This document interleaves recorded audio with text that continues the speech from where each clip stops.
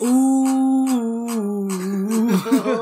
Pas de casse, oh yeah, pas de casse, hey, ouh, pas de casse, hey, ouh, pas de casse, pas de casse, pas de casse, we are back.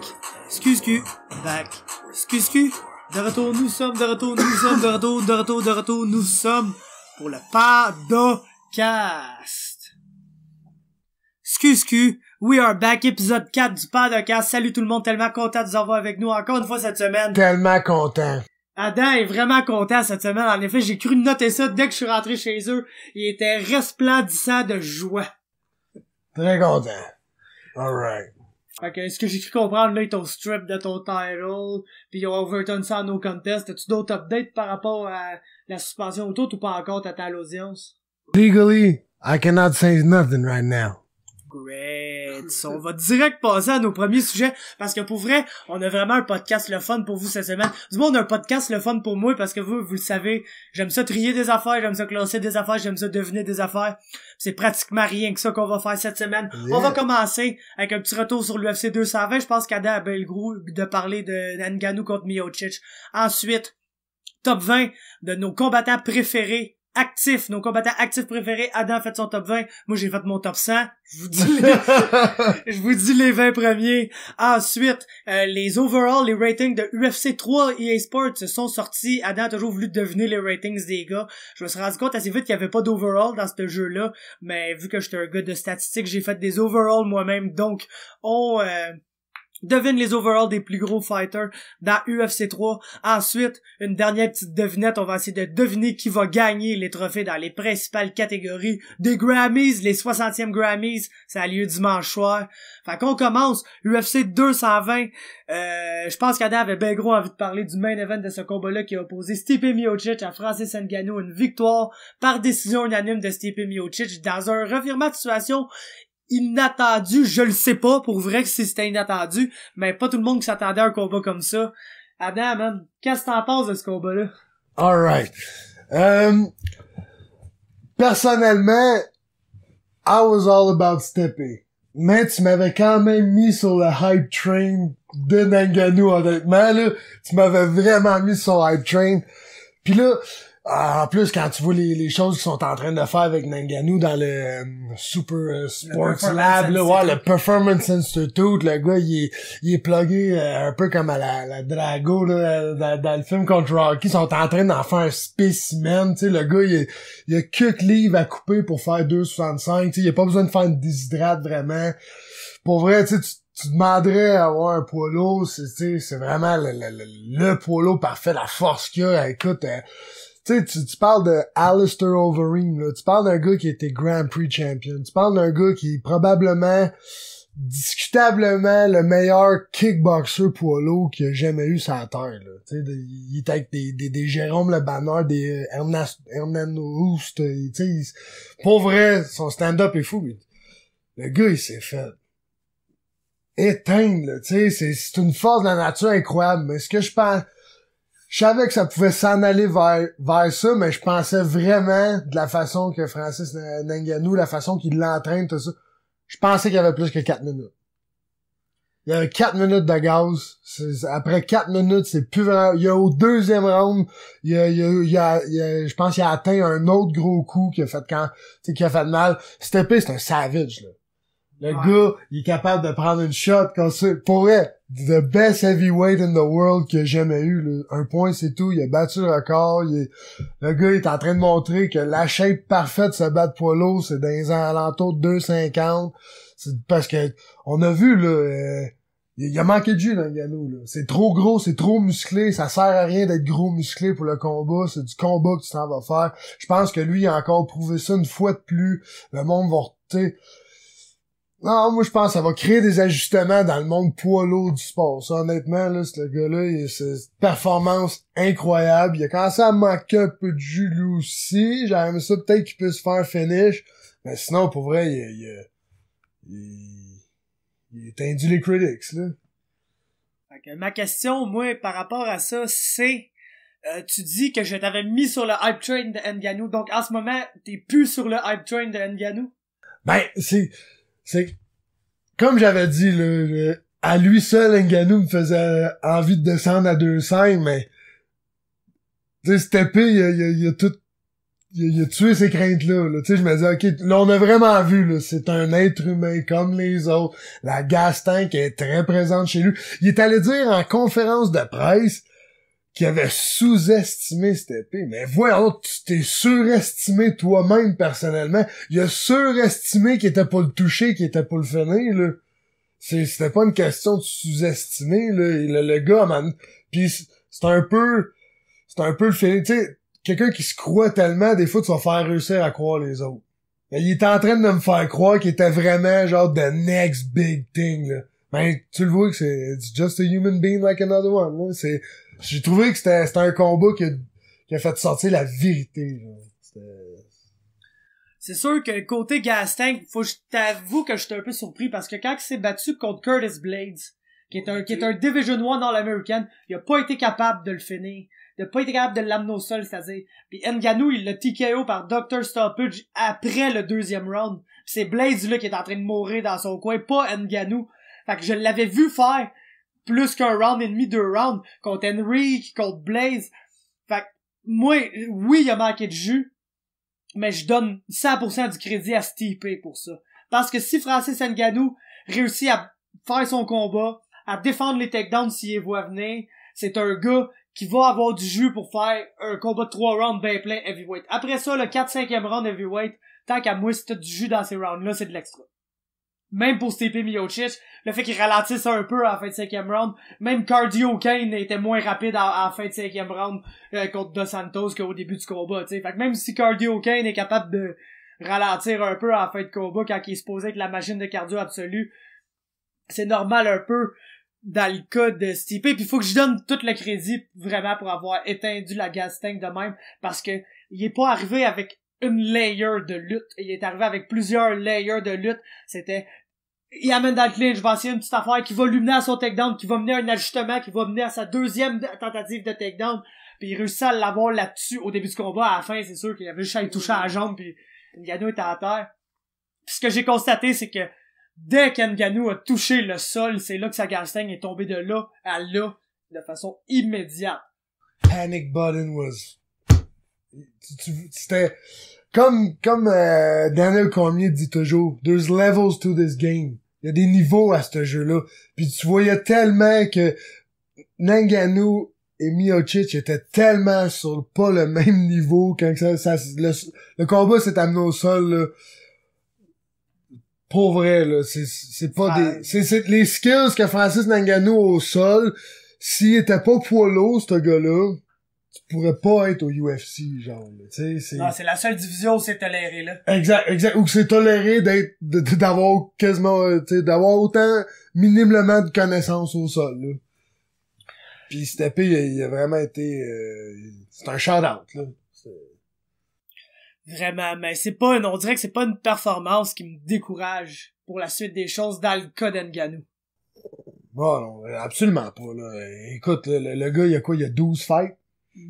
Professionnel, 12-13 fights professionnels.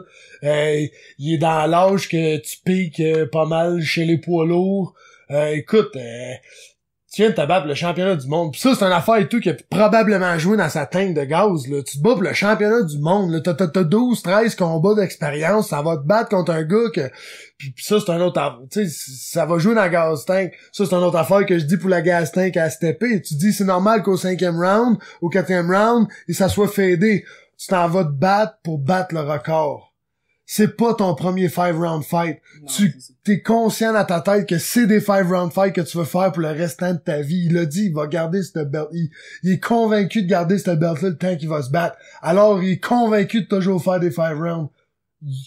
Tu dois t'assurer de pas fader, genre. Parce qu'à un moment donné, il va peut-être en pogner un qui va fader moins que lui au 5e, puis là, il va regretter que oh, mais c'est normal, on est des poids lourds, genre.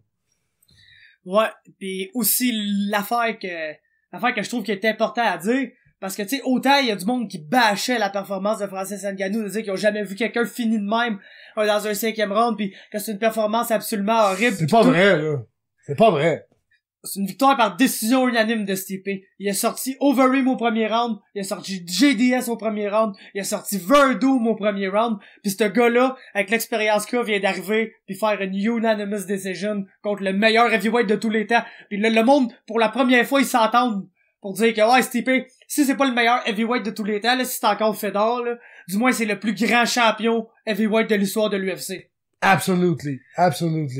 Fait que Ngannou, à son premier title shot, c'est rasé à décision contre ce gars-là. Oui, c'est un clean sweep. Oui, il aurait peut-être mieux paru de se faire knock-out dans un firefight au premier round.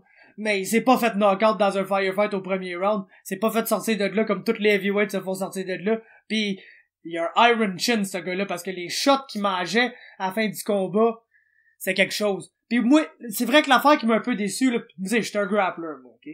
Fait que, moi, quand je vois un gars étendu sur son long comme ça, pis sa seule défense, c'est d'avoir les deux bras dans les airs de même, pis que l'autre, il est en side control, posturé comme ça, à donner des coups de poing sur l'autre, pis il monte même pas, là, genre rien, il reste là en side, pis l'autre pourrait juste se lever de bout pis s'en aller, pis y a personne qui contrôle personne. J'aime pas ça voir ça, moi, j'aime pas ça voir ça, parce que là, je suis genre, oh my god. Tu sais, oui, Francis Ngannou, à la seconde, ça a touché le sol, il nous a prouvé qu'il y avait aucun combat au sol. Mais Stipe Utu nous a prouvé qu'il pourrait aller faire un peu de joue, là. Absolument. Parce que quand que t'es full posture en side control à ground and pound d'un gars de même, amène pas Fabricio Verdum au sol, le gros, là. T'sais? Parce que Fabricio Verdum va t'arranger ça sur un temps, lui, là. Non, c'est sûr que ça peut être... C'est la petite crainte que j'ai par rapport à Stipe. Pis ouais, Stipe... Ben moi, je trouve que ces gars-là, c'est deux killers, ok? C'est deux bêtes, là. Pis quand on check ça, ils ont tellement fini des gros noms dans les premiers rounds. C'est-tu le premier... Tu sais, Ngannou, il a jamais fait 5 rounds de sa vie, ça c'est sûr. Mais Stipe, est-ce qu'il s'est déjà rendu à 5 rounds? Pas à ma connaissance. Fait que les deux, ils se sont toffés le 5 rounds, là, des deux gars qui éliminaient le monde en 1 round ou moins. Exactement, se sont toffés 5 rounds. Il y a pas personne qui a fait une mauvaise performance, là, ce soir. Tu sais, on parle du chin à Ngannou, mais le chin à Stipe, tout le gars, il avait l'air d'un extraterrestre après le premier round. La tête partait par là, pis les jambes continuaient à avancer, pis il se remet. Stipe, c'est un malade. J'adore Stipe pour lui, c'est un fou. Ouais. Bon, fait que, tu veux-tu glisser un petit mot sur DC contre Vulcan, vite, tu sais, moi, pour ma part, j'aimerais bien s'en parler longuement, c'est absolument à quoi je m'attendais. DC is the best in the world, à part John Jones, mais John Jones, je considère même pas que c'est le best in the world, parce qu'il faut pas venir de la planète Sith pour être John Jones, genre, le gars, c'est juste un spécimen tout autre, là, c'est quelque chose d'à part, y a jamais personne qui va toucher à ce gars-là, que vous le voulez ou non. Fait que, parmi le commun des mortels, il se fait pas mieux que Daniel Cormier. Oh non, absolument. Puis mais j'ai trouvé que son adversaire a sorti très fort là, au début dans les échanges debout. Je trouvais que Daniel avait quand même quelques lacunes, mais tu sais il s'en tirait bien. Mais une fois au dernier round, il l'a amené au sol, il a vu que ça allait bien, il a pris le choke relativement rapidement. Deuxième round, il a fait du DC à son meilleur là. Moi Cruising to the win là. Moi, la séquence, j'ai bien gros apprécié, c'est son dernier takedown, là, c'est écœurant. Il essaye le single leg high crotch, voit que le gars réagit bien, fait au lieu, genre, de pogner un single leg, il essaie de tout de suite descendre à la cheville, pour essayer un autre single leg, quand ça a pas marché, il a droppé ses genoux, il a rentré une jambe pour aller hooker l'autre jambe, là. Pis tu sais, je te compte ça de même, ça s'est passé à l'espace de 1.5 secondes, tu sais. Le gars il t'a essayé genre 3 single legs là, vraiment bien effectué là. Boum boum boum, même pas genre, tu sais le gars, il essaye son high crotch puis l'autre il a même pas vraiment le temps de réagir que lui il sait genre "Oh non, mon angle est pas parfaitement allé là. Oh non, je le file pas, m'a faire celle-là." Puis tout s'est fait. DC c'est un mic là. Ah, absolument. Là c'est un black belt de wrestling là. Black belt à jiu-jitsu aussi, man. Oh. Ça black belt à jiu et tout, c'est un en termes de grappler, là. Non, c'est ça, exactement, là. Mais tu sais, s'il y avait des ceintures pour la lutte, ça serait un black belt. Non, bon, that's it, man. On peut enchaîner à quelque chose de super le fun. J'ai sorti mon top 100 combattants actifs préférés. C'est sur ma page MMA Talk sur Facebook. Je pourrais vous mettre le lien de ce post-là dans la description sur le post YouTube du podcast. Si vous ne l'avez pas vu, vous irez voir ça. Mais j'ai demandé à Dan de faire pareil, j'ai dit que ça pourrait être le fun d'échanger là-dessus, surtout que je le sais que, comme je vous l'ai dit, je suis un grappler, j'aime beaucoup les grapplers en général, c'est sûr que j'aime les excellents combattants debout et tout. Dan, c'est un gars qui, je le sais que c'est un grand fan de Chuck Liddell, des gars de même, fait que j'ai hâte de voir sa liste. Mon all of time, là, j'aimerais, parce que tu sais, je peux pas mettre les Chuck, les choses comme ça, parce que c'était du monde actif, mais à un moment donné, on en fera une, là. Quand, tu sais, que je vais pouvoir mettre les Paul Buentello de ce monde, pis tout ça, là, les bons vieux, là, que j'adorais, C'est de quoi je voulais faire, ça et tout, favorite fighter of all time. Je voulais faire la même affaire pour les artistes, tes artistes préférés en ce moment, pis tes artistes of all time. Alright. Donc ça, c'est de quoi qu'on pourrait faire des prochains podcasts. Mais pour l'instant, top 20 combattants actifs en ce moment, des gars qui se battent professionnellement là.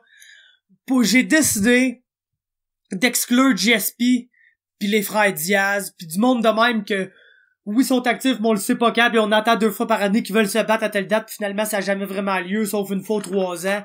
Donc, j'ai essayé de pas mettre ces gars-là dans ma liste. Donc, top 20. Ce que je veux qu'on fasse, c'est... Tu commences, tu dis tes positions 20 à 10. Après, je dis mes positions 20 à 11, là, en fait. Okay. Tu dis 20 à 11, après, je dis mon 20 à 11. Puis après, on y va 10, 9, 9, on prend peut-être une petite minute pour parler de chaque combattant. Fait que position 20 à 11, je vais y aller. Alright. Numéro 20, Carlos Condit. Numéro 19, Tim Elliott. Numéro 18, Eddie Alvarez. Numéro 17, Daniel Cormier. Numéro 16, Dustin Poirier. Numéro 15, Conor McGregor. Numéro 14, Bobby Knuckles. Numéro 13, Robbie Lawler. Numéro 12, Max Holloway. Et numéro 11, Alexander Gustafsson. Alright. Fait que, moi, mon numéro 20, Meathead, Matt Mitrione. 19, Cody Garbrandt. 18, Kevin Gastelum. 17, Michael Bisping. 16, Robbie Lawler. 15, Robert Whittaker. 14, Alexander Gustafsson. 13, juste parce que ça fitait trop bien avec 13. Darren Elkins, un savage. 12, Demetrius Johnson, juste parce qu'il est trop parfait pis c'est tout le temps qu'il va gagner. Puis je fais mon 11, Carlos Condit. Super, donc top 10 maintenant au numéro 10 de ma liste. El Kukui, Tony Ferguson, T-Ferg. Hey, t'as une planète Jiu-Jitsu, Eddie Bravo, au sol. T'es qu'un rat, man. Le gars qui s'en fout de se battre dans sa garde, va-tu mettre pareil? Il a gagné un combat par décision unanime de sa garde. Contre Danny Castillo. 1-29-28, le reste c'était 30-27, je pense. De sa garde, le gars. Juste à donner le takedown, mais être actif, lancer des armbars, des triangles, des épaules, des coups de coude, man, des coups de poing en dessous. Écœurant. J'aime son style debout, de la manière qu'il se déplace, c'est des angles bizarres d'attaque. Des fois, touchable debout, on va se le dire, là. Le gars, il mange des shots. Mais mange des shots pour t'en donner des meilleurs, puis c'est vraiment... c'est un warrior, là. C'est un genre de trend que je sens un peu dans mes combattants préférés. C'est des savages, man. Ouais, non, exact, ça, c'est un savage. Max Holloway, Tony Ferguson, Robbie Lawler, Whittaker, McGregor et tout, c'est un savage Poirier, Eddie Alvarez. Pis Tim Elliott, c'est un savage du sol, là, veut pas, c'est le gars qui va te craquer tous les membres dans toutes les directions possibles. Donc, Tony Ferguson, même pour l'ensemble de son œuvre, en plus que sa nouvelle personnalité, a genre vraiment être le heel qui se fout de tout le monde, genre. J'aime bien ça, je le trouve drôle. C'est ça, moi, pourquoi que j'ai un peu de misère avec. Tu l'as-tu entendu faire des entrevues, ce gars-là? Ben, des entrevues plus genre, mettons comme avec, Matt Serra, tu sais, plus des petites entrevues comme ça. Hey, le gars, il est bête, man, pis il est vraiment bad, pour vrai. Moi, c'est pour ça qu'il a pas été sur ma liste. Je le trouve freaking bad, ce gars-là. Genre, il est pas gentil, mais c'est un sale de bon fighter, là. C'est vrai qu'il est pas fait. Ah, fait que moi, mon numéro 10, on va y aller avec un autre savage, mais un slow starter, Donald Cerrone. Tout le temps trouvé fou, ce gars-là. Lui, il dit... Drink beer, kick ass, have fun. Le gars, il débarque une semaine, il est tout le temps en VR, lui. Il a tout le temps son gros VR. Il débarque tant une semaine d'avance où ce qu'il faut qu'il aille parce qu'il sait soit que là-bas, il y a des vagues pour surfer, des belles places pour faire du motorcycle, genre du motocross pis tout. C'est les coachs qui sont comme, non, arrête, man, tu vas te péter à la gueule, t'as un combat dans la tête. Il y en a rien à foutre. Savage, le gars, t'es carré, je l'adore. Parfait, ça. Numéro 9. Tug Rose! Tug Rose! Yes, Tug Rose! yes. Depuis Ultimate Fighter, ça a été mon crush dans Ultimate Fighter, que je pense d'ailleurs que c'est la dernière saison d'Ultimate Fighter que j'ai écouté, là. Je les écoutais pas vraiment avant, quand j'ai vu qu'elle allait rentrer cette division de poids-là, j'étais genre, je l'aime, cette division de poids-là, je suivais déjà une couple de filles là-dedans. Quand j'ai vu qu'elle allait presque tout être là, j'ai dit, j'ai pas le choix d'écouter ça. Contrairement au 125, cette année, qu'il y avait personne à Ultimate Fighter, ils ont crowné une champion, pis t'as tout du monde avec des fiches de 4-2, 4-3, 3-2, 2-1, tu sais, en tout cas, autre ordre d'idée, là, mais Tug Rose, man, c'est une savage, elle avait, quand va de l'avant, elle lance des mains, man, son grappling, elle aussi, c'est encore probablement la plus belle partie de sa game. Une fille qui est une genre de Tony Ferguson féminine quand tu y penses. Moins debout, par exemple. Par contre, le debout, il est beaucoup moins wild. Tony, il est wild debout, là. Lui, il va faire des flips à terre, tout, là, quasi quoi. Ouais, mais Tug Rose au sol, man, si elle passe pull guard pis te pogner dans un flying triangle, elle va le faire, là. Elle va l'essayer, là. Je pense qu'elle a déjà réussi un flying armbar ou quoi de même, Invicta. La fille, à sa sac, là. Pis c'est Tug Rose, la blonde à Pat Barry, man. Fait hey, comment ne pas aimer cette fille-là? En plus, elle est tellement gentille, tellement simple. Elle veut juste garder ça simple, être une bonne combattante, un bon exemple pour les autres, man. Pis Tug Rose, man. Excellent. Tug Rose, man. Mon numéro 9 va être contradictoire car je croyais que j'avais le droit de le mettre. Nate Diaz. Oh. Je savais que Nick il était non-relevant.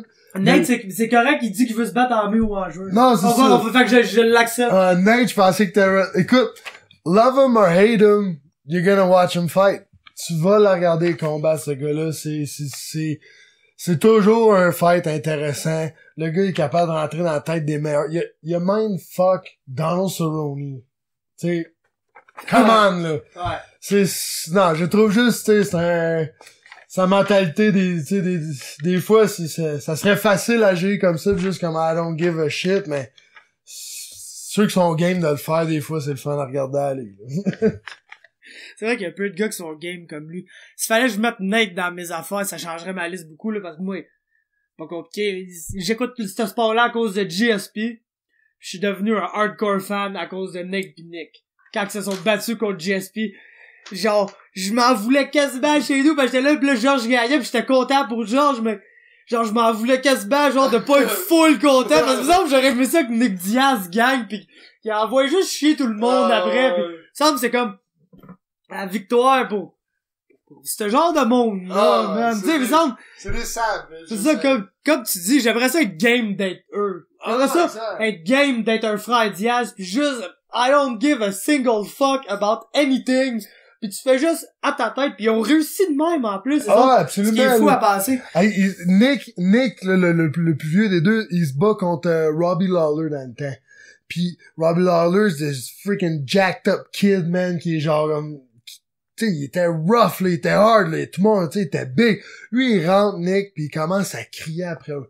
Stockton, motherfucker! Stockton! Pis là, il s'en sorti. Robbie Lawler, ça y est, comme, c'est quoi ça? C'est qui, ce gars-là? Pis tu sais, il a perdu, genre, tu sais, c'est des gars de main. Man, ça déjeunait au 45, là, c'est des malades mentales, là, c'est d'autres choses, là.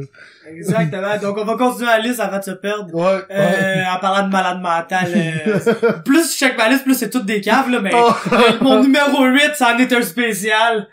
Justin Gaethje. Oh, yes. Ça fait longtemps que je l'attendais dans l'UFC, ce gars-là. Moi, j'avais tellement hâte de le voir. C'était la personne qui allait genre me faire trouver une espèce de stream bizarre sur internet pour checker une carte de World Series of Fighting parce que ça jouait pas trop nulle part au Canada sauf en replay m'amener à Fight Network un jour. Mais moi je voulais voir ça live parce que je le savais que peu importe ce qui allait arriver, soit qu'il allait genre détruire un full au premier round, qu'il allait s'engager dans une guerre de tous les instants contre un vétéran régional, même pas un gars si bon que ça. Mais juste parce que Justin Gaethje, ça va finir en fist fight, mon gars, de 5 rounds, c'est que les deux gars vont s'arracher la tête pis se lancer tout ce qu'ils trouvent, genre. Je l'ai pas assez regardé, ce gars-là.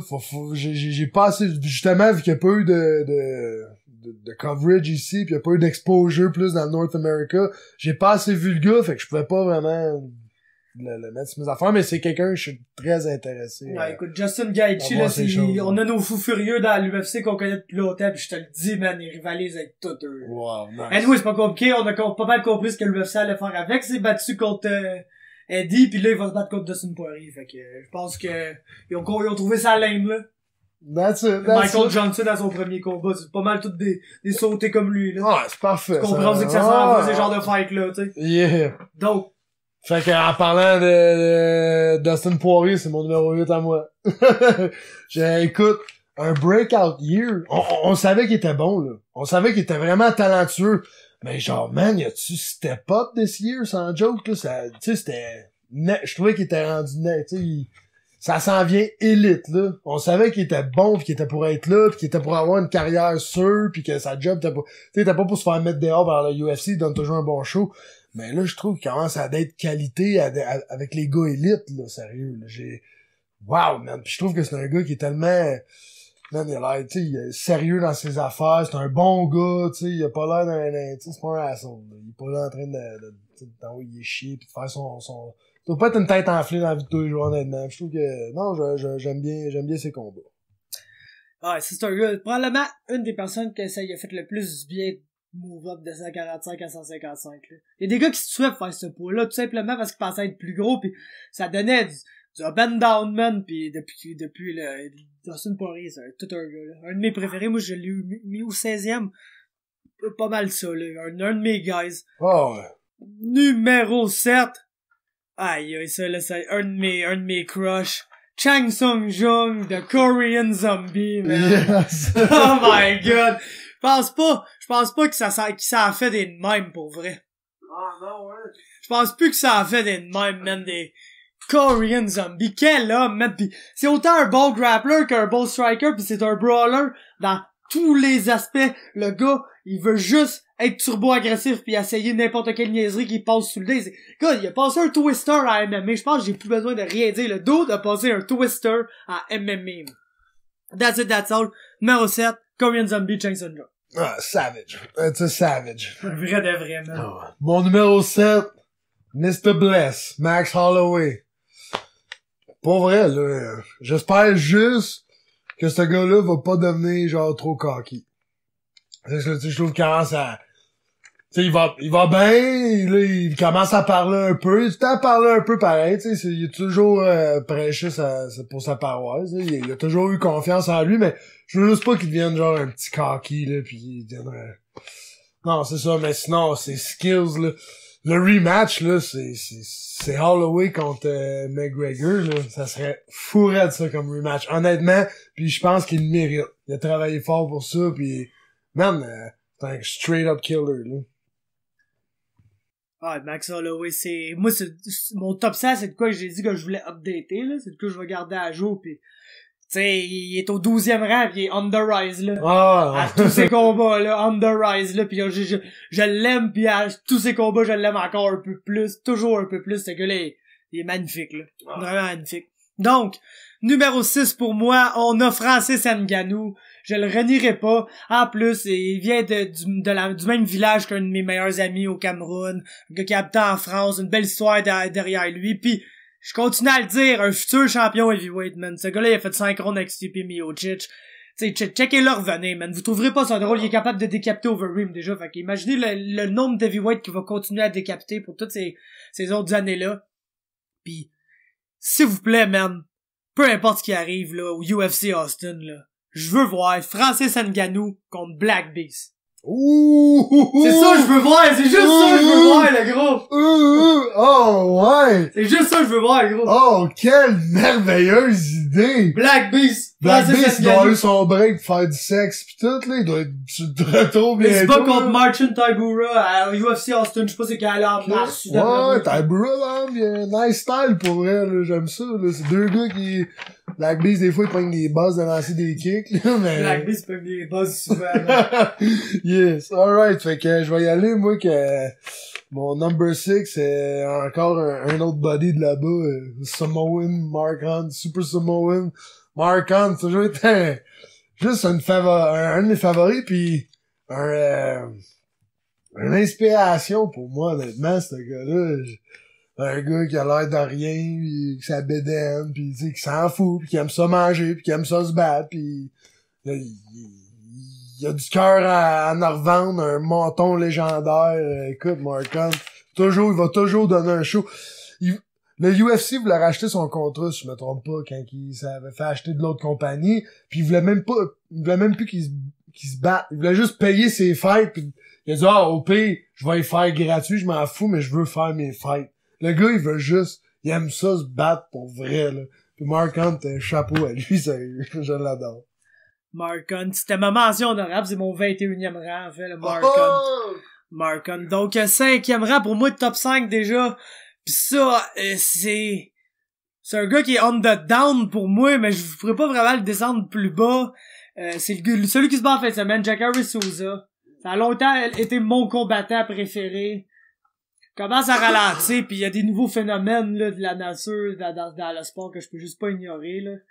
Pis ça fait que Jacare, on dirait qu'il s'est fait comme surpasser par quelques combattants, mais quand même, je continue de dire que c'est la seule personne que tu mettrais genre dans l'octogone, tu dirais là, tu nous fais un straight up jiu-jitsu match.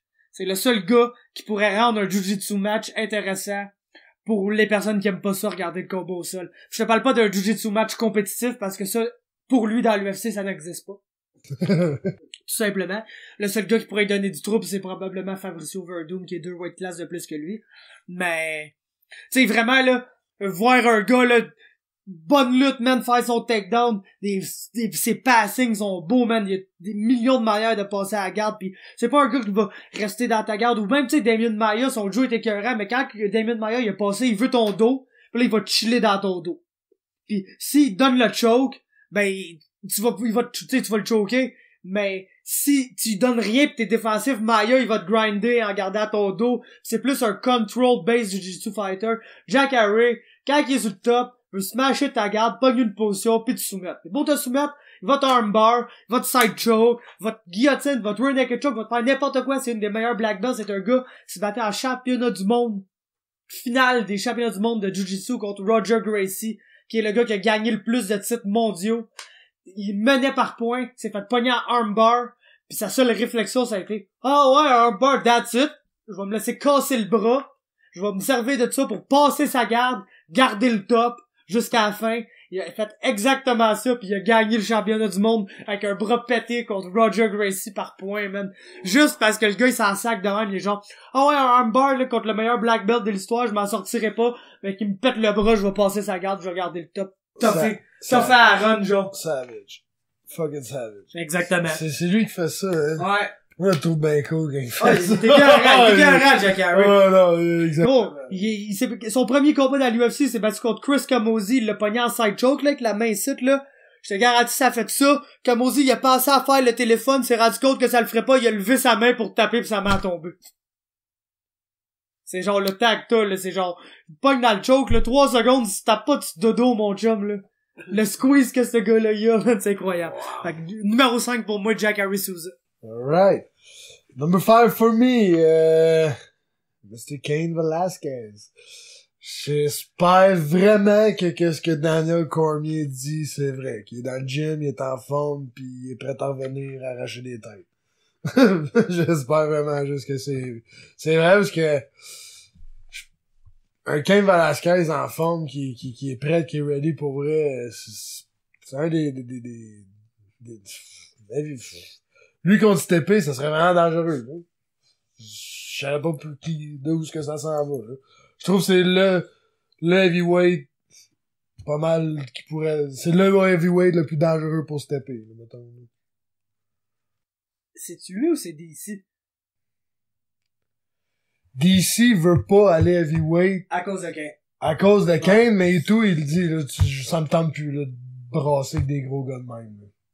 T'sais, oui, il serait peut-être capable, t'sais, il l'a déjà prouvé avant, mais t'sais, il a pris une couple d'années depuis Strike Force, là, veut pas, le DC, là. T'sais, oui, ok, il a brassé des Barnett, tout ça, il a brassé des énormes gars, fait une couple d'années, il est habitué, son poids, il est plus bas tout le temps aussi, veut pas, il essaie de faire attention, pis, tu sais, si dans un sens, il sait que Cain, c'est un malade, tu sais, peut-être qu'il pense pas qu'il est capable de battre Cain, là. Peut-être, man, je sais pas, gros. Ben, moi, j'ai l'impression que DC, c'est probablement le meilleur heavyweight au monde, là. Mais... Ah, c'est steppé. Ouais. Mais, il a pas affronté DC, man. Wow, c'est sûr. Il a pas affronté John Jones non plus. En fait, c'est John Jones le meilleur heavyweight au monde, il y a aucune question là-dessus. C'est John Jones le meilleur heavyweight au monde. Tu penses-tu vraiment que John Jones arrive pas là pis ridicule pas tous ces dudes-là, un par un, man? Ah, je suis sûr que ouais. Anyway, gros, dis ta liste, là. Ouais, c'est ça, c'est rendu à toi, numéro 4. Ah, c'est à moi, numéro 4, Demetrius Johnson. Mighty Mouse. Quel magicien du sport, man. Ouais, évidemment, triste. Quel magicien du sport, man. C'est, genre, ça me fait capoter quand quelqu'un dit qu'il aime pas voir Mighty Mouse, parce que moi, je regarde ce combat-là, la gueule tout grande ouverte dehors, là, du début à la fin. Genre, si je pouvais regarder le combat à vitesse réduite pour voir toutes les affaires qu'il fait, je le ferais, genre, parce que ce gars-là, il fait des affaires qu'on peut même pas voir avec nos yeux, tellement qu'il est rapide, qu'il est bon, qu'il est tête, pis que c'est genre... Il y a beaucoup de ça qui revient à son coach, là, Matt Hume, qui est vraiment un des meilleurs coachs en MMA, mais que lui, au lieu de se monter une équipe, il a décidé de dédier tout son savoir à Demetrius Johnson. Wow. Donc c'est littéralement un combattant qui est 100% dédié, qui est vraiment très doué, puis un des meilleurs coachs qu'on a vu qui est 100% dédié à ce combattant-là. Ça fait une paire qui est absolument imbattable, puis c'est incroyable, c'est incroyable ce qu'il fait, le Mighty Mouse. C'est son armbar au dernier combat, pis tout, c'est complètement débile, donc Mighty Mouse, man. Mighty Mouse, il est juste pas plus haut sur ma liste, parce que je sais tout le temps qu'il va gagner. Tu sais, c'est pas un surprise, là. Ouais, ben moi, on dirait que il est quasiment trop bon que ça n'en vient pas plate, là, mais tu sais, genre, t'es trop hot. Ouais, ben moi, c'est ça qui m'amaze, on dirait. C'est que même si je le sais comment ça va arriver, pis je me dis, aïe, il va le détruire, il réussit toujours à plus le détruire que je pense qu'il va le détruire. Pis aïe, ça a aucun bon sens ce qui se passe, man. Donc c'est pour ça que je l'ai au 4e rang, mon Mighty Mouse. Yes. Moi, au 4e rang, ça va être Khabib. Écoute, lui, c'est, pour moi, personnellement, le seul gars qui rend un combat au sol le fun à regarder. C'est that's it. Ça en dit gros pour moi. Fais ça. Numéro 3 pour moi, le jambon national, man. Le pire clown de l'histoire de l'humanité. John Jones, man. Pourquoi que tu nous fais ça, John Jones, man? On veut tellement, genre, avoir John Jones. Pourquoi qu'on peut pas avoir John Jones, le gros? Pourquoi, man? Mais ça, on fait ce qu'on a à faire dans la vie. On essaie d'être, genre, des bonnes personnes, des bons citoyens pis tout. Pourquoi, le gros, qu'on peut pas avoir John Jones, man? Je m'en fous, le gros, là. Si, genre, il y avait du T-ball dans ses dick pills du dépanneur, là. Y a personne qui va me faire croire que ce gars-là a fait de la sauce. Ce gars-là, c'est la sauce, genre. Le monde devrait prendre des bouts de peau à John Jones pis le manger pis ça devrait être considéré comme des produits dopants, man. Ce gars-là, il peut faire de la peau de 2 semaines avant son combat pis il va péter à gueule à Daniel Cormier pareil, le gros. Ah, écoute. C'est incroyable, man. C'est, en tout cas, John Jones, man.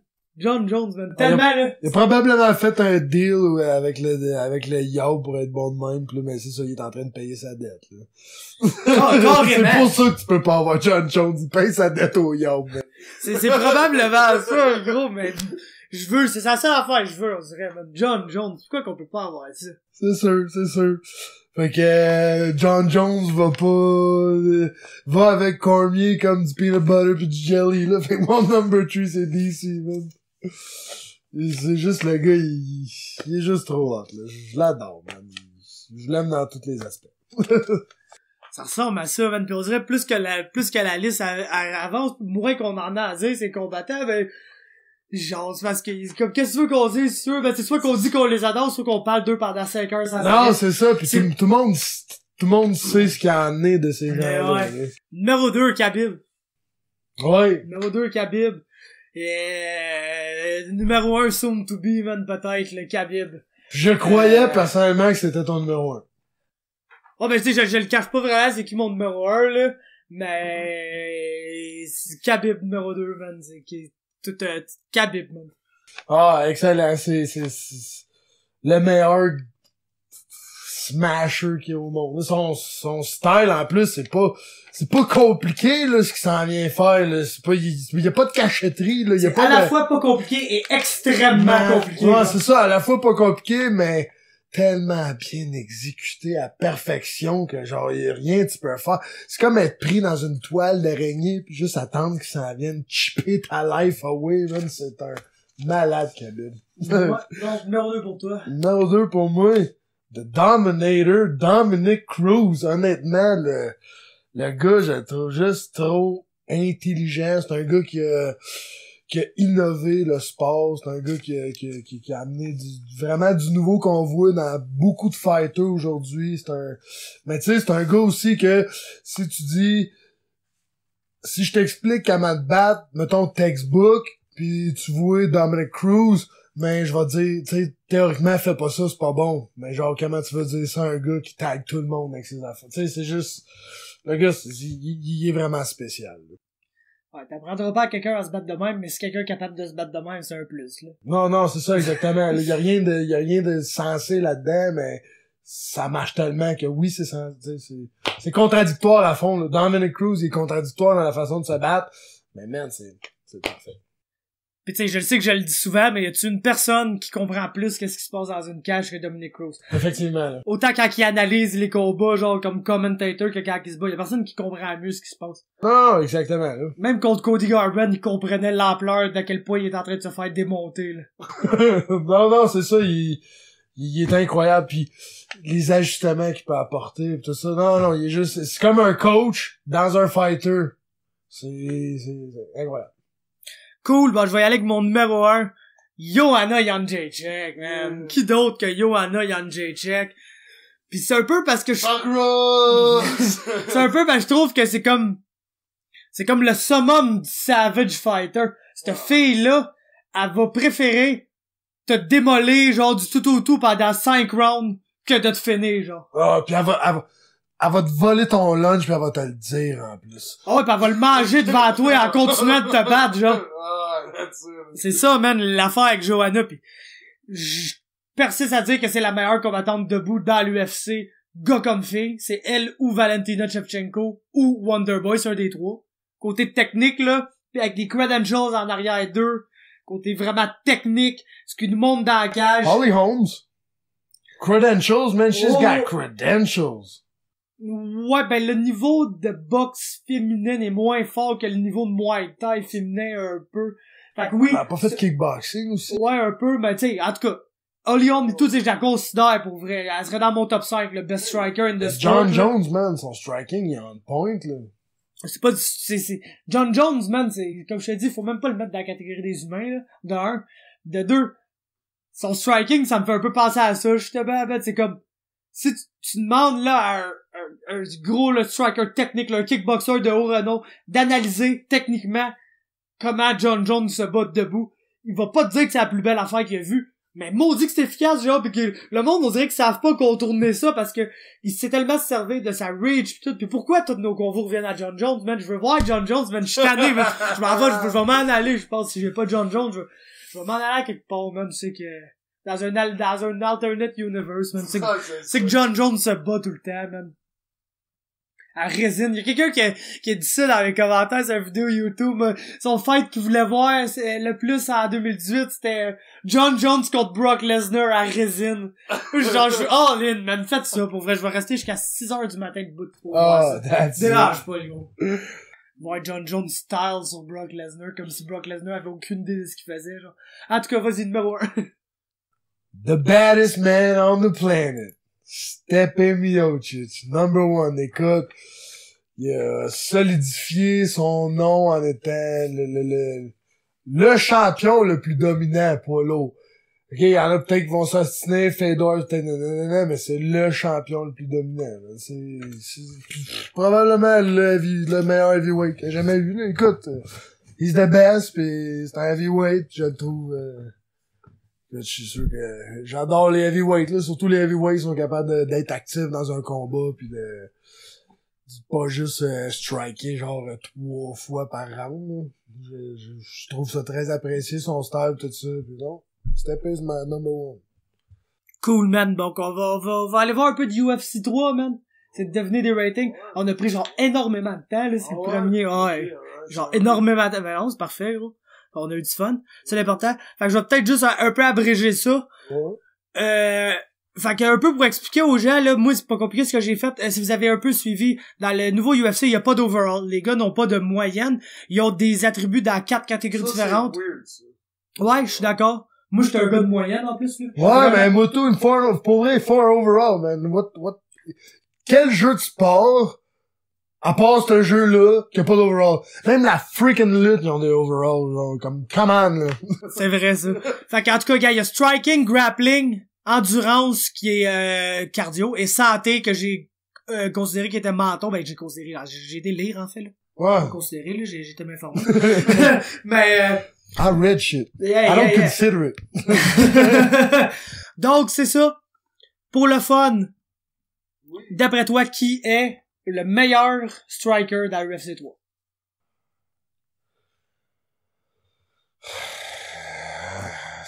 Ça me tente pas de le dire, mais c'est sûr que c'est freaking Conor McGregor, là. C'est Conor McGregor. Ouais. À égalité avec Wonderboy Thompson. Avec Oh, égalité, alright. 95. Alright. Oh, nice. Striking. Ok. Ça veut dire que si le meilleur striker du jeu est à 95. Ouais. Ça veut dire qu'ils ont probablement aucun stat qui va plus haut que 95, genre. Ouais. Oh. Une personne a une stat qui va en haut de 95. Oh. Oh. Donc, qui Oh. est le meilleur grappler dans le jeu? 95 aussi. 95, Ouais, meilleur grappler. Ouais, je vais te donner un petit indice, là. C'est facile, là. C'est triple égalité en tête. Triple égal. Ben, ton boy, est-tu dans le jeu? Jack Harry. Ouais, est-tu dans le jeu? Fait qu'on a Jack Harry. Ouais, moi, je mettrais lui, là. Ouais. Après ça, Khabib, est-tu dans le jeu? Fait que je mettrais Khabib. Et puis, un troisième, Demetrius Johnson. Damon Maia. Ah, ben, Damien Maia, c'est facile à oublier qu'il existe. Je suis bien sûr, je fais semblant de dire ça, je suis désolé. Mais c'est tellement facile d'oublier qu'il existe. Oh. Maintenant, pour le cardio, ça, il y en a beaucoup, là. La meilleure note de cardio est à 94, puis j'ai 1, 2, 3, j'ai 5 noms. Coucoué, es-tu là? Non. Non. Pourtant, c'est une cardio machine, ça, me semble. Ouais, coucou, il y a combien? Je vais te trouver ça le temps que t'essayes de passer. Oui, me semble, c'est une belle cardio machine. Il y a 93, le top, c'est 94. 94, le top pour le... Aïe, aïe, écoute, C'est sûr que c'est quand même des choix évidents, ça et tout, là. Oh, ouais. Ouais. C'est quand tu penses cardio à MMA, là, tu penses à qui? Neil Magny. Non, pas Neil Magny. Non, mais le noir, là, le grand Kim, il a du... Je connais, mais pas Neil Magny. Du cardio à carré, c'est genre... Ben, gros, man, j'ai aucune idée pour le cardio. Gros, là, t'as ça l'air mal, là. Frankie Edgar. Ok, ouais. Nate Diaz. Ouais. Michael Bisping. Ouais. Eddie Alvarez, Joanna Jędrzejczyk. Ouais. Du monde faut des 5 rounds, sont top shape après le 5 rounds. Tu sais, moi, quand je pense cardio dans l'UFC, les 3 que je t'aurais dit en premier, ça va probablement été un des 2 Diaz, Frankie, puis Michael Bisping. Ouais, non, j'avoue, là, absolument. Donc maintenant, santé, donc chin, le meilleur chin dans le jeu, c'est la seule stat. C'est la seule stat qui a 96. Seule stat qui a 96. Ben, écoute, qui que c'est? J'ai fait de knocker qui était dans des salles. C'était un quel poids, mettons? Si je te le dis, le gros, là, tu vas automatiquement le savoir. Mais c'est un moins de 155 livres. Moins de 155 livres? Ouais. Je vais automatiquement, gros. Puis gros, c'est le seul combattant qui a une stat en haut de 95 dans le jeu. Puis il est en bas de 155 livres. C'est qui? Demetrius Johnson? Voilà. Mais c'est quoi, il est-tu vraiment gros du menton? Mais j'ai jamais vu se faire plugger dire que, il y a du menton. Je l'ai jamais vu avoir mal de un coup de poing qu'il a reçu. C'est ça. Tu sais, c'est battu contre Brad Pickett dans le temps à 135, il s'est jamais fait ébranler par personne à 135 livres. Comment tu fais pour déduire que le gars, il a tellement de shit? Ok, il s'est peut-être jamais fait knocker ou ébranler ou tout, mais c'est parce qu'il est juste trop bon. Pour vrai, le chin, faut que tu y ailles avec ceux qui ont, t'as vu, tu sais, genre, justement, des Bisping, manger des tapes à la gueule, faire des backflips, pis ça bouncer ses 2 pieds, pis revenir encore 3 rounds. Ouais, ben tu sais, Bisping de moins en moins, mais tu sais, des plus gros chins dans le jeu, t'as Holly Holm à 94. T'as Mark Hunt à 93. Yeah. Tu sais, t'as des gros chins, là, vraiment, je sais. Quand c'est connu, là, en plus. Holloway à 93. Mais Mighty Mouse à 96. Puis maintenant, moi ce que j'ai fait, j'ai pris ces 4 catégories-là, j'ai additionné, j'ai divisé par 4. Ça fait une moyenne, Big Maths. Big Maths. Ouais. Man, 2 plus 2 is 4, minus 1, that's 3, quick maths. Ouais, quick Maths. Donc, qui a la meilleure overall dans le jeu? Mighty Mouse. Ouais, pis c'est combien? 94,5, genre. 94. 94. Donc, maintenant, je vais juste te dire une coupe de combattants. Dis-moi des overall. Considérant que la meilleure dans le jeu, 94, Mighty Mouse. Dominic Cruz. 92. Exactement. Cody Garbrandt. Ah, lui, je sais pas s'ils l'ont overrated, là, mais j'irais qu'un 90-91. 91. Max Holloway. 92. 91. Oh! Conor McGregor. 155 livres. 93. 91. Oh, that's it, wow! Oli alright. Aubin-Mercier. Je m'excuse. 87. 86. Puis j'ai envie de call out EA Sports là-dessus parce qu'il y a 82 de striking. Puis oui, Oli est pas le meilleur striker à MMA, loin de là. Mais il mérite pas d'être le pire striker dans le jeu à 82 à égalité avec CM Punk. Non, vraiment pas. Vraiment pas. Hey, on les fait faire un match de boxe pis somebody gonna get knocked out, c'est pas... J'ai pas envie de voir ça. J'ai pas envie de voir ça. Donc Nate Diaz. Ah, moi, mon boy Nate, ils vont lui donner genre un 89, mais moi, c'est un 90 sûr, là. 91. Oh, nice! T-Ferg, Tony Ferguson. 91 lui aussi. 12. Oh. Sage, Super Sage. 86. 87. Ouais, pareil comme Oli, 86. 86. Alright. Comme si Oli pétait pas Sage Northcutt dans la vie, là, ben, tu sais. D'après moi, il... Somebody sleeping. Décolle. Il le tue, là. Mais bref. Khabib. Ouais, il mériterait 93 si Dimitrius, il y a 94. Il est 91. Ok. J'avoue que son striking va descendre. CM Punk. 80. 84, man. C'est le pire combattant dans le jeu, là. Mais Pourquoi qu'il est encore dans le jeu? il y a 84 de grappling, 85 de cardio. Hey, il mérite même pas un 60 dans rien. Ensuite, GSP. GSP. Alors, on parle à 70 ou à 85? 70. Ben, GSP, écoute, ça va être un 93, ça. 12, 92. Ouh. Wonderboy. Thompson? Ouais. 91. 92. Il y a 95 de striking, c'est un peu le meilleur striking dans le jeu. Fait que c'est sûr, Ouais, que mais c'est sûr que ça booste un peu. Il y a 88 de grappling, 91 d'endurance, 92 de chin. Ça concorde, je suis d'accord. Maintenant, George Masvidal. Jorge Masvidal, man. Lui, je l'aime bien. J'espère qu'il y a minimum un 88, mais je voyais pour 89. 90, man. Ils l'ont That's mis it. un gros George Masvidal. Ouais, mais, man, il mérite, là. Non, vraiment. Bobby Knuckle. 90. 91. Oh, nice. DC. 92. Ouais, exactement. John Jones. Est-ce qu'il est égal à Demetrius Johnson? Non, man. Fait que 93? Non, 92. Je suis tellement contre, là. Ça, c'est l'over. J'aurais aimé mieux que CM Punk à 90 que John Jones à 92. Faut au moins que tu le mettes égal à Mighty Mouse. Ouais. Au moins. Total, ouais. Tu peux pas le mettre, tu sais, DC à 92, tu le mets au moins un ou deux de plus que DC. Un ou deux de plus parce qu'il l'a quand même battu 2 fois. J'ai quand même battu 2 fois, dont fini une fois. Fait que tu sais, Stipe Miocic. Merde, 91. 91, exact. Francis Ngannou. 89. 91, ça en est un peu Oh, peut-être overrated. en salle. Parce qu'il y a 93 de striking, 88 de grappling, vraiment très généreux. Très, très généreux, là. C'est considérant que Markham t'as 83 de grappling, je donnerais 82 de grappling à Ngannou, là. Combien qu'il y a de grappling, CM Punk? 84. Ouais, c'est ça. Il devrait l'avoir dans ses Donc, ranges. Kane Velasquez. Kane Velasquez, ils vont l'avoir mis. D'après moi, ils vont l'avoir un petit peu à 90. 91. Black Beast. 89. 8. Oh. Tug Rose. Tug Rose. 91. Exactement. Johanna. J'ai goût de dire 93, mais je pense à 92. 92, exactement. Tu commences à pogner le pattern, nous, ça ressemble pas mal à ça, le rating, c'est pas tout 92. Chris Cyborg. 91.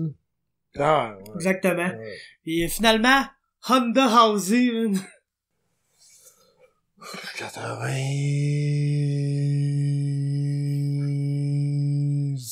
Je considère que son judo, il est vraiment crazy pis tout, là, mais son striking, ouais, 89, là. Ils ont mis 88, je suis vraiment content. Nice! Je voulais dire 88, pis je me suis dit, non. Elle a 94 de grappling, c'est le deuxième meilleur score de grappling dans tout le jeu. Mérite, elle a 84 debout.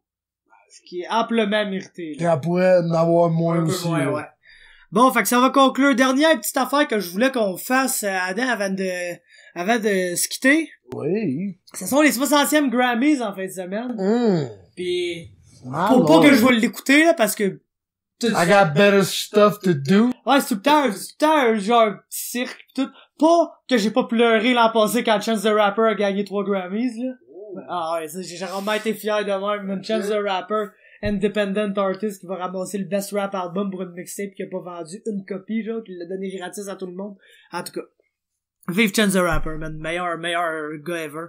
Ça pour dire, je voulais qu'on essaie de deviner, j'ai pogné les catégories principales, pour les Grammys. Je suis pas allé dans les catégories techno ou rock alternative puis country des affaires qu'on le saura pas, là. J'ai été dans les catégories mainstream dans le rap. Ben, rock alternatif, j'aurais peut-être pu me débrouiller un peu, là, mais je savais pas qu'il y avait des Grammys pour du techno. Ouais, il y a des Grammys pour la Christian music, pour le gospel, pour les soundtracks de films. Il y a des Grammys pour tout ce qui existe, gros.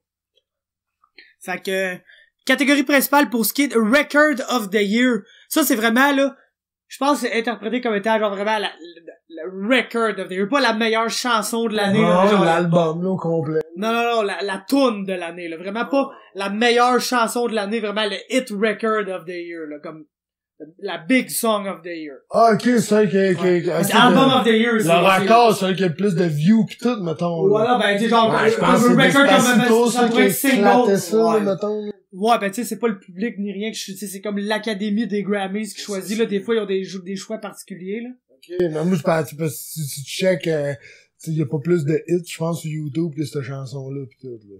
Ah ben je pense que c'est encore Gangnam Style, la tune qui a le plus... En tout cas, je sais pas, gros, je sais pas.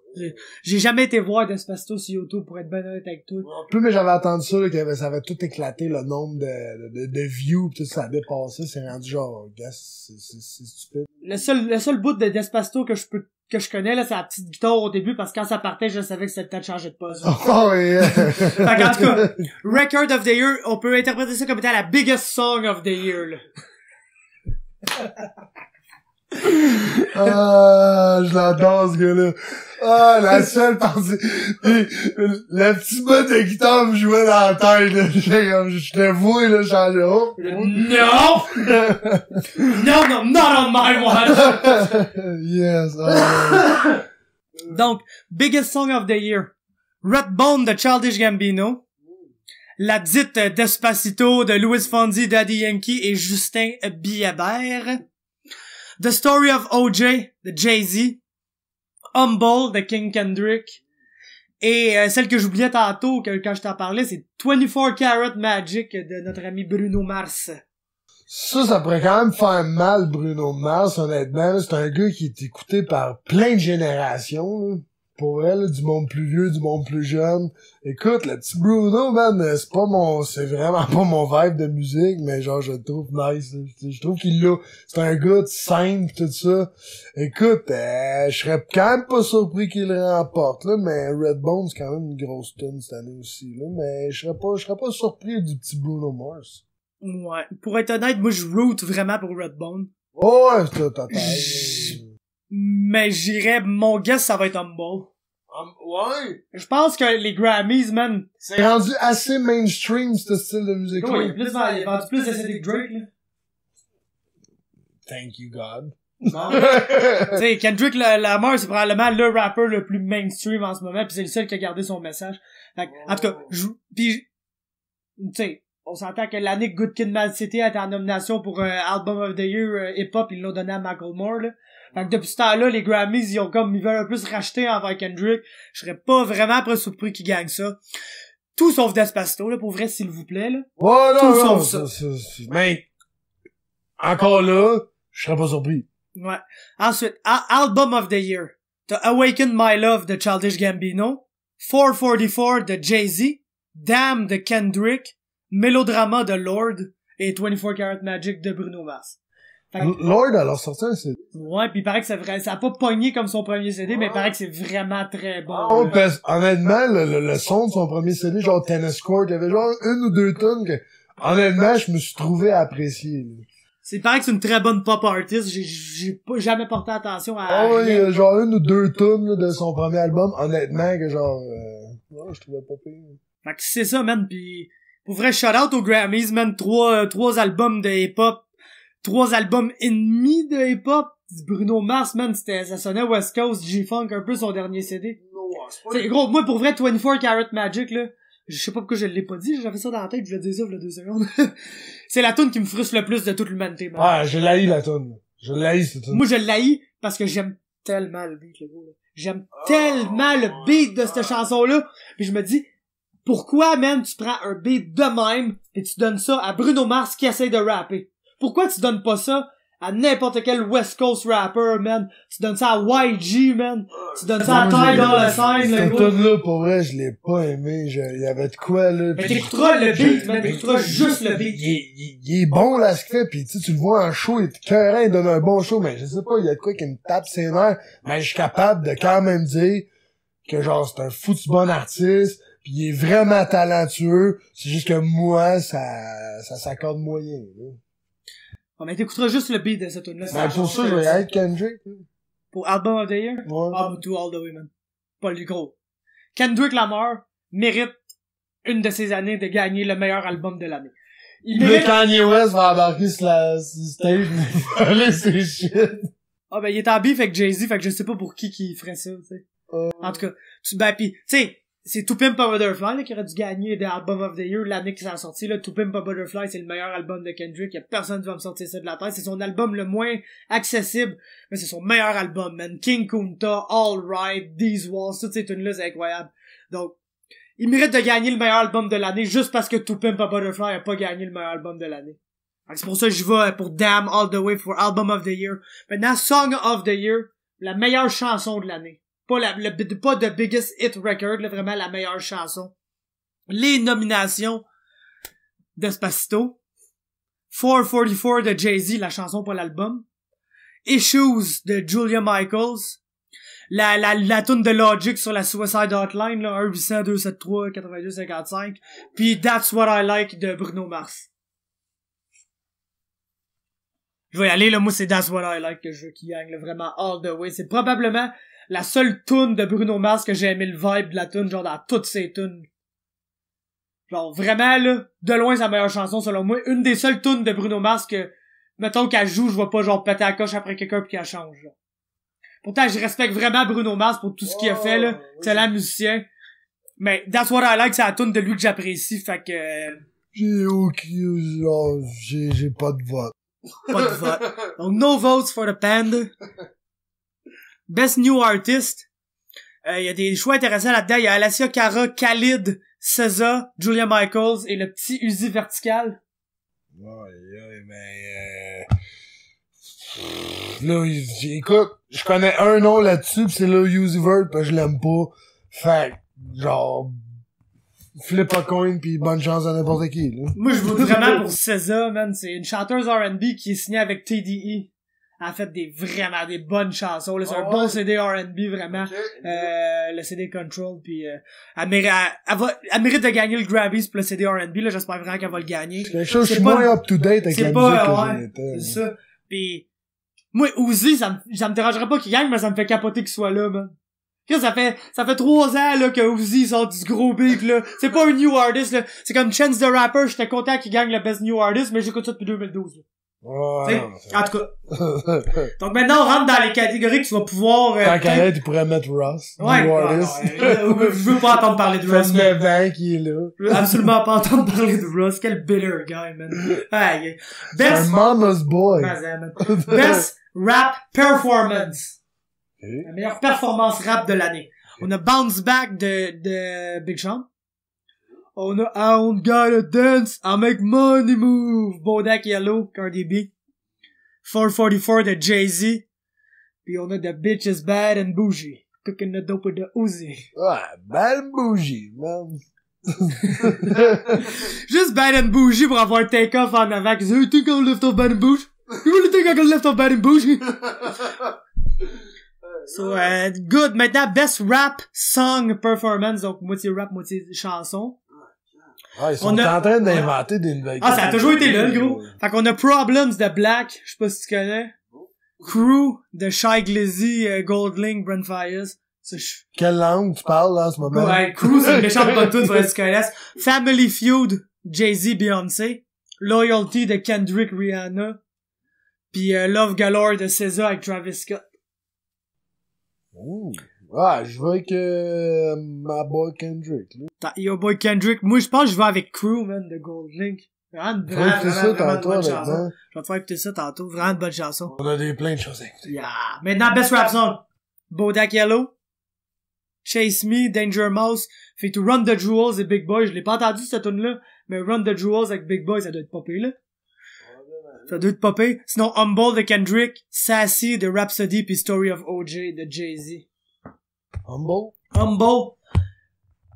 Ouais, man. Ouais, Humble. Ensuite, Best Rap Album. 444. Pas le choix, être la Best Album of the Year. Damn. Layla's Wisdom de Rhapsody. Flower Boy de Tyler, the Creator. Et La Culture des Migos. Oh! La Culture 1! La Culture! Écoute, l'album que j'ai probablement plus écouté dans ces albums-là, c'est La Culture des Migos. C'est la culture. La qualité de l'album que Kendrick Lamar a sorti avec Damn, tu sais, c'est vraiment pas négligé, là, c'est vraiment plus sensé, c'est bien plus intelligent, il y a beaucoup plus de... C'est bien plus dur de faire un album comme Kendrick Lamar a fait qu'un album comme les Migos ont fait, là. Ça, c'est ce que je crois personnellement, là. Pas avec toi, là. Ben, t'as-tu déjà écouté le CD Damn sur un treadmill en courant? Gros, j'ai écouté le CD Damn partout, tout le temps, en faisant tout. Quand ça a sorti, j'ai juste écouté le CD Damn, genre, je sais pas pendant combien de temps, là. Man, c'est motivant pour courir puis faire des trucs comme ça, faire du cardio que des tunes comme ça, honnêtement, là, vraiment motivant. Non, moi, je vais y aller avec lui, là, avec Kendrick, même si j'ai quand même plus écouté les Migos cette année, là. Ouais, je vais y aller avec Kendrick parce que je l'ai choisi pour album de l'année puis ça ferait peu de sens. Mais je continue à dire que faut vraiment que j'écoute Layla's Wisdom de Rhapsody. C'est une girl rapper vraiment excellente. La première fois qu'on l'a entendu, c'était justement sur un feature sur To Pimp a Butterfly. Je pense que c'était genre le seul rap feature ou presque sur To Pimp a Butterfly. Okay. Puis il paraît que l'album là c'est vraiment exceptionnel. Puis avec ce que j'ai entendu dire dans cet album-là, le genre de contenu que ça a, c'est le genre d'affaire que je vais aimer. Je le sais. Fait que s'ils sont pour donner Album of the Year à Kendrick, ça serait hâte qu'ils peuvent genre put on une nouvelle rapper, qui a pas un gros buzz, une rapper plus underground, elle a pas du gros buzz, elle va pas devenir la prochaine Cardi B, tu comprends? Fait que, tu dis, elle avait peut-être un non, petit elle dansait pas avant. Non, rien de tout ça, man. Elle date pas Offset, malheureusement, fait qu'elle est pas... Ouais, Cardi B, je pense qu'elle est pluguée de même, pourquoi? Elle fuck Offset? Oh, elle dit can we juste... say this? Can we say that stuff? Non, regarde, on peut pas dire ça, man. On coupe ça, c'est fini pour cette semaine, c'est la fin du podcast. Et nous, j'avais rien d'autre à dire, man. Fait qu'on va conclure ça ainsi, la gang. Tellement content de vous avoir vu avec nous, encore une fois cette semaine, pour le 4e épisode du podcast. Si vous êtes sur YouTube... Quattro. Laissez un like sur la vidéo si vous êtes sur YouTube, ça l'aide beaucoup. Laissez un commentaire, posez des questions. Ouais, laissez des likes, là, mais il va falloir, là, à un moment donné, là, le panda, il va finir par avoir faim, là. La dernière fois qu'il était à Los Angeles, ça a coûté cher, là. Laissez des likes. Laissez des likes pour le panda. Laissez des commentaires. On apprécie tous vos commentaires super fins que vous dites que vous aimiez le podcast. Les commentaires d'encouragement pour Adam. Beaucoup de gens qui t'ont dit de pas lâcher, qui étaient avec toi, qui te supportaient dans cette épreuve-là. Donc tout ça, on apprécie beaucoup. C'est assis. Hésitez pas pour les questions, les suggestions, les commentaires et des cadeaux. Aussi, le podcast, il est disponible sur YouTube, la chaîne Québec MMA. Abonnez-vous si vous êtes sur YouTube, c'est là que vous le checkez anyway. C'est aussi disponible sur iTunes, pour ceux qui aiment mieux iTunes. C'est là-dessus, c'est sur Stitcher Radio aussi. Donc, abonnez-vous à toutes ces places-là. Allez l'écouter aux 3 places au pire. Vous allez voir si ça sonne différent d'une place à l'autre. Je pense que non, mais j'ai besoin de quelqu'un pour faire le test. Ensuite, médias sociaux. Le podcast est sur Instagram, @lepodcast, sur Twitter, @lepodcast. Je suis Faberglass, MMA Talk, sur la page Facebook MMA Talk. Allez suivre ça, toute l'actualité TKO, l'actualité à date d'Aichka, c'est pas mal ça, notre actualité depuis les 2 dernières semaines, anyway. Fait que, donc, l'actualité UFC, tout ça, c'est sur la page MMA Talk, donc on se jase là. Et pour Adam, c'est Adam Daichka, Kung Fu Panda, sur le Facebook. Allez suivre ça. Et puis, on se voit la semaine prochaine, les amis. Faberglass Connected, écoutez ça. Oh, la batterie est high. Just like I was supposedly before I fought. Avant que tu dises trop de conneries, on s'en va. Yeah, we gotta get out of this one. Podcast. Hey, ça dégénère. On dit de la sauce. Fait qu'on s'en va. Pas se mettre dans le trouble. Excuse.